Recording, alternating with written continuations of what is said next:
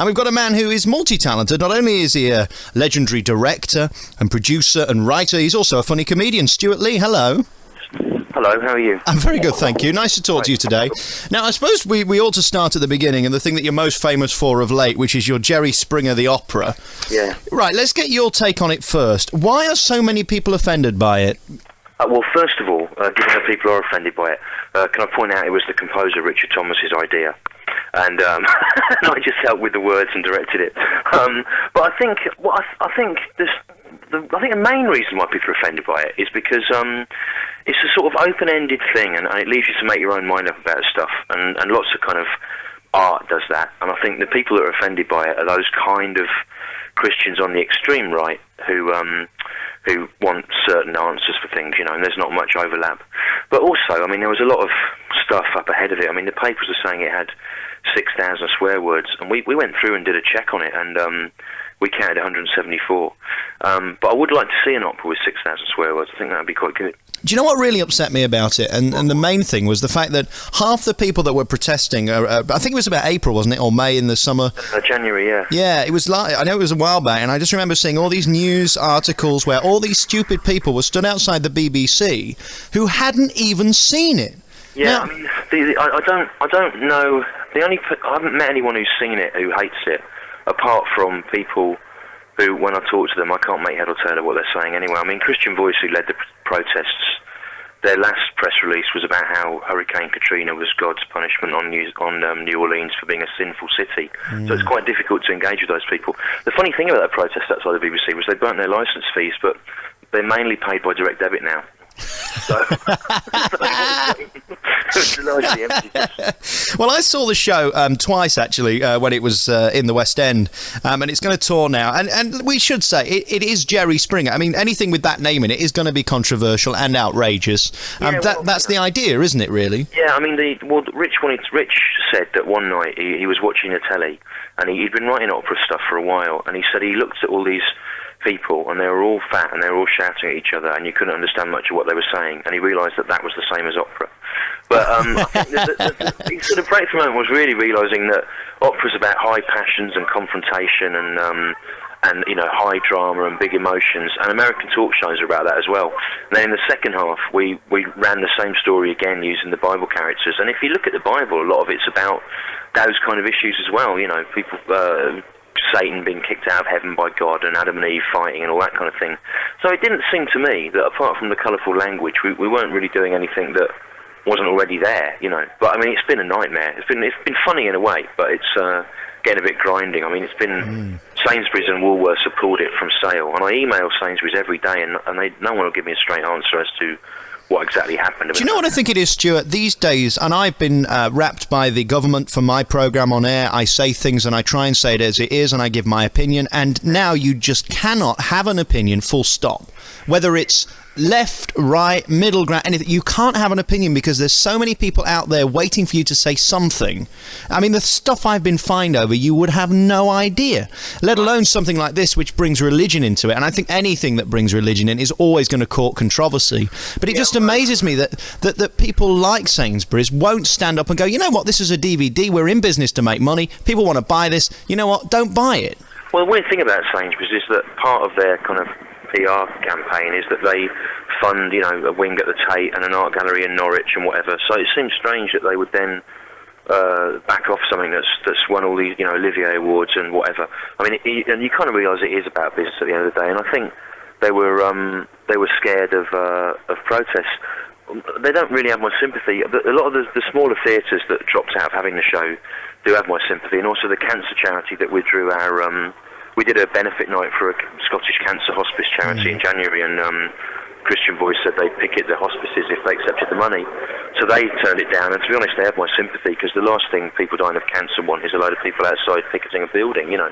Do you know what? I think organisations that behave in that manner, I think, are disgusting. Anybody that can't put an eloquent argument together in an email or in a letter, I have no time for. And what they did over the January broadcast of Jerry Springer the Opera, I think is totally outrageous. If you cannot have free speech in this country, I think we're all doomed. And that's what these people are after. They don't want the truth, they don't want opinion, and they don't want art, and they don't want entertainment. I don't know what they do want. Well, the funny thing for us is that when it started, I mean, we used to do it in a 40-seater room at Battersea Arts Centre with 6 people and 2 chairs and some wigs that I bought from a joke shop, and it was just another little fringe show. And we suddenly find that we've become caught up in a political issue, you know, and it wasn't really the part of the thing at all, you know, and yet suddenly you find that you have to have answers for these things. It does make you think about stuff. It's quite interesting. The thing I loved about it, though, was the fact that the BBC stuck up for you and they did broadcast it. They were good, weren't they? I mean, they were all right about that. There were 3 BBC execs that were advised to go into hiding with police protection, which is pretty serious, you know. So yeah, I mean, I felt that as a licence fee payer, I was delighted. Well, absolutely, because I thought there was a point in all of the fast where I thought they were going to go, you know what, actually it's not worth the hassle for some TV show, but to me it just added fuel to your fire, and it just gave you the kind of publicity that you can't possibly buy. Yeah, although people keep saying, you know, you must be delighted, all publicity is good publicity, but it isn't when we can't sell the thing in shops, and we lost a third of the dates on the tour, and we are touring it next year from January till June, but all the creatives have waived their royalties, and we've had to cut our costs on the budget a bit. So there did actually come a point where you'd think it would help, but in the end it was counterproductive. And also, what's happened is that it gets written about in 2 ways now. It gets written about by its opponents as if it's a blasphemous load of rubbish full of swearing, and it gets written about by its supporters in broadsheet newspapers as this very important thing that's the greatest piece of theatre for 35 years and deals with all these ethical issues. And both those things sound rather unattractive, and the truth is it's a mixture of the two. I mean, it is a stupid, mad show that does deal with quite serious things. So it's weird. You kind of it's got to a point where it's very difficult to see the wood from the trees for it, you know. The thing I first thought when I saw it was the incredible talent that you had in the show. I mean, you had such beautiful, clever opera singers singing the most vile, outrageous and controversial words, and that I'd never seen in theatre before, and I think that's why it was so funny. Yeah, well, it was, you know, we were lucky that people did it because, you know, we did need absolutely top singers, and a lot of people were worried about how it would impact on their careers, you know, to get involved in it. And then, of course, what happened was that people in the world of opera embraced it and started to say that it had done this amazing thing, which was to make opera accessible. Rich has got a little joke about that. He always says that we managed to bring opera to a wider audience so that everyone could realise they didn't like it.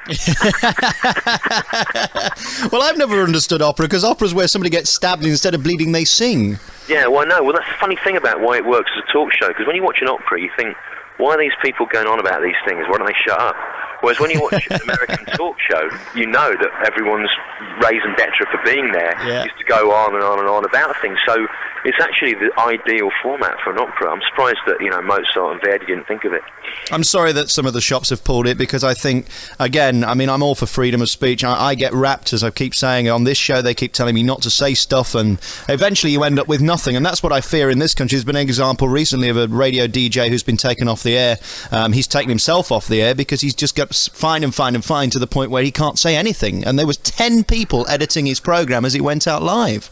Well, yeah, I mean, we live in weird times, you know. I mean, I also worry about getting caught up in when people sort of start going on about political correctness gone mad. I mean, I have sympathy for a lot of those issues, and I kind of feel that our show, ironically, you know, it was really politically correct. It was about not judging people, and we had a vast range of different kinds of people in it, and I'm still at a loss to understand a lot of the objections to it, really. All right, let's move on from Jerry Springer the Opera. Let me tell you, it's coming to Plymouth, Birmingham, the York Grand, Leicester de Montfort Hall, Glasgow, Aberdeen, Manchester, Oxford, Cambridge, Milton Keynes, Edinburgh, Newcastle, Norwich, Bristol, Bradford, Southend, Liverpool, Cardiff, Nottingham, Croydon and Brighton, and it's a big tour, January through until July, and if you want to go and see it, call your local theatre. And as I say, I'm just so glad that these theatres did take it, because I'm sure there'll be the protesters who've got nothing better to do with their time than stand outside box offices telling people not to buy tickets. Well, we're really grateful to them, and they've been really great. I mean, I know they've had a lot of hassle at different places, but there's also real excitement about it, and So it's been great fun. Also in the stores at the moment is Stewart Lee's live DVD, which I watched earlier today, and it was nice to see it firstly not in a theatre, in a comedy club, which gave it a nice feeling. And also, as I mentioned to you before you came on air, you have a very distinct way of delivery. It's not over the top, it's not like ching at the end of everything, and it's political, and it gives you a comment. It was very different, and I enjoyed it for that reason. Oh, thanks a lot. Yeah, I did it in a little comedy club in Glasgow called The Stand, because I used to be in a double act called Lee and Herring, and we did a TV series in the mid-90s, and we did a video, and we shot it in a big theatre, and I just remember thinking it looked really cold, and I thought, well, if I ever do that again, I'll do it in a little room, and it's great, because you can actually cut away to people in the room looking bored or confused or elated, and, you can hear the heckles, and you can see me interacting with people, so it was really good. I'm so thick, I'm still trying to work out which one you are, whether you're Lee or Herring. I'm Lee. Yeah, it's taken me a while to work that one out. Listen, congratulations on Jerry Springer. As I say, I saw it at the Cambridge, and it's coming to local theatres. Well, listen, Stuart, congratulations on the DVD. I've been waiting for gas to come all day. Have you? Right. All right, mate. I've got a British Gas leaflet that says you're in safe hands at the top. All right, just don't light a cigarette, whatever you do. No, I won't. Stuart Lee, congratulations on your DVD and on Jerry Springer the Opera. It's worth seeing just because it's one of those events that if you don't see, you'll miss it, and everybody else will talk about it. Thanks for coming on the programme and sparing the time, and good luck with your leak. Thanks a lot. See ya. Ta-da, mate. Bye. The Alex Belfield In Conversation podcast with daisymedia.co.uk.